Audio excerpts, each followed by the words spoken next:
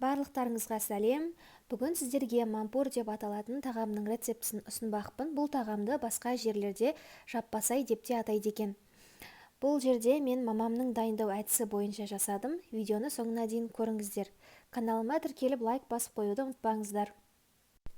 Құрамына керекті ингредиенттердің барлығы видеоның астында описаниеде мөлшермен берілген. Сол жерден қарап алсаңыздар болады. Ең алдымен осы тағамды бастаған кезде ең бірінші қамырын илеп алған жақсы. Өйткені басқа да заттарды дайындаған кезде иі қанып, жайған кезде өте жеңіл жайылады. Мен ең бірінші осылай еттерді ұсақтап турап алдым. Одан кейін жуа, сәбіз, картошка, капуста, болгарский перец барлығын ұсақтап, кубиктап турап аламыз.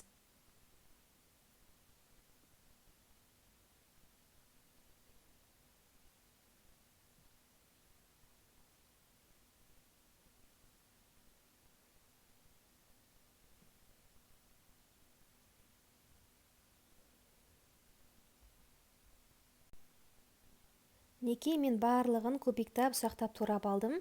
Енді қызып тұрған табаға кішкене мөлшерде сұйық май құйып, етімізді қуырып аламыз. Осылай етімізді біркелкі етіп араластырып, қақпағын жауып, еттің суы тартылғанша жақсылап қуырып аламыз. Енді осы уақыт аралығында иі қанып жұмсақ болып тұрған қамырымызды жұқалап жайып, бетіне сұйық май құйып, қамырды толығымен осы сұйық майға жағып шығамыз. Одан кейін видеода көрсетілгендей етіп кубиктарға бөлеміз.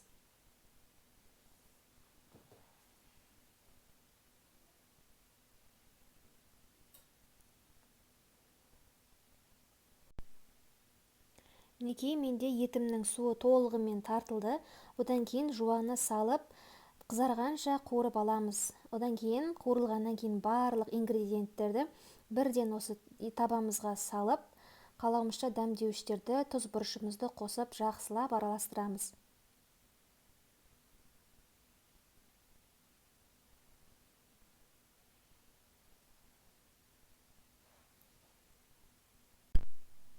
Осылай араластырып болғаннан кейін бір стакан суымызды құйып, дайындап қойған қамырымыздың май жағылған бөлігін төмен қаратып, видеодағыдай етіп орналастырамыз. Одан кейін табамыздың бетін жауып, бір қайнағаннан кейін жай отта 50 минуттай пісіреміз. Тағамымыз піскеннен кейін 1-2 минуттай қақпағын ашып ұстаймыз. Бірақ одан артық көп ұстауға болмайды, қамырлар бір-біріне жабысып қалуы мүмкін. Одан кейін осылай табамызға әдемілеп орналастырып, бетіне укроп, көкжуа сеуіп қоямыз.